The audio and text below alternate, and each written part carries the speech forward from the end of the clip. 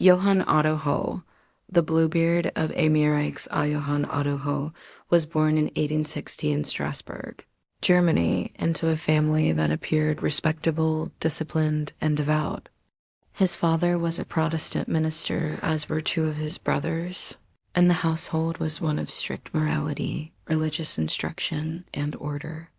From an early age, Johann was expected to follow the same path, to devote his life to faith, service, and obedience, but beneath this respectable exterior, something was already amiss.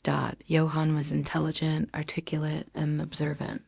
He learned quickly how authority worked, how men spoke, and how women listened. He saw how respectability could be worn like clothing, put on and removed at will. Unlike his brothers who embraced the ministry, Johann felt no true devotion to faith. Instead, he developed a fascination with control, persuasion, and identity. As a young man, he studied theology but abandoned it abruptly.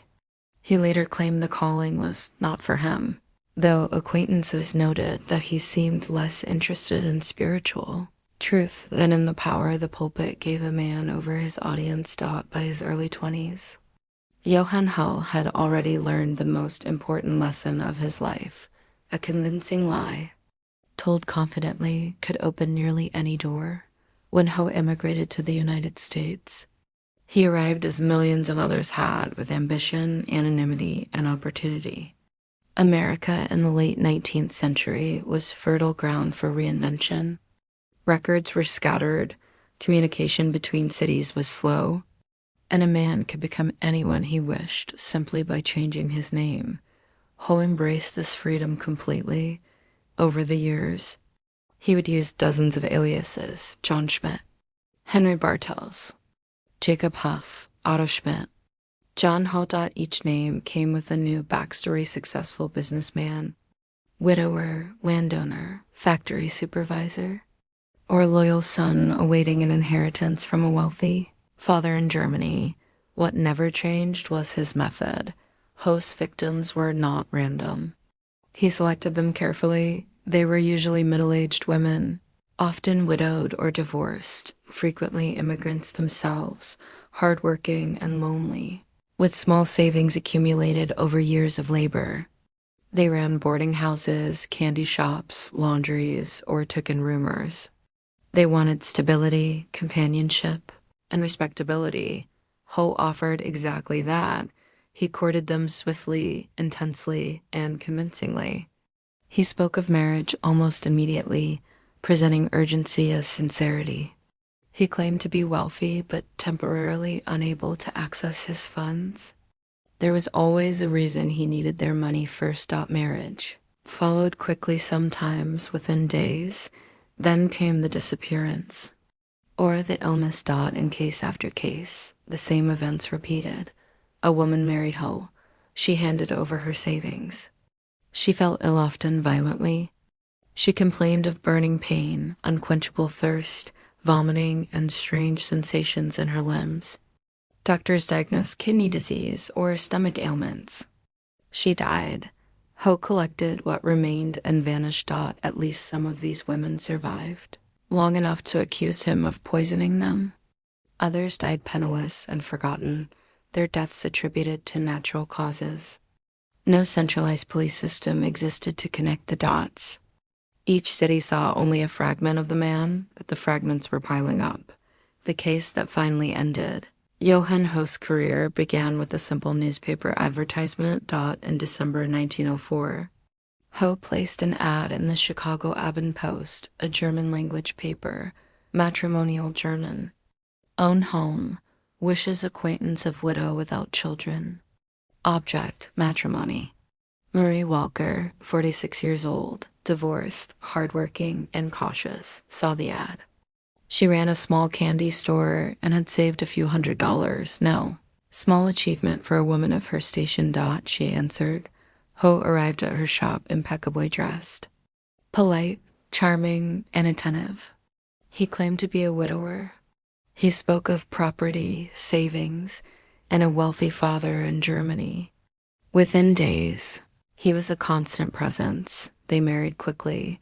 Marie sold her store, and handed Ho every dollar she possessed.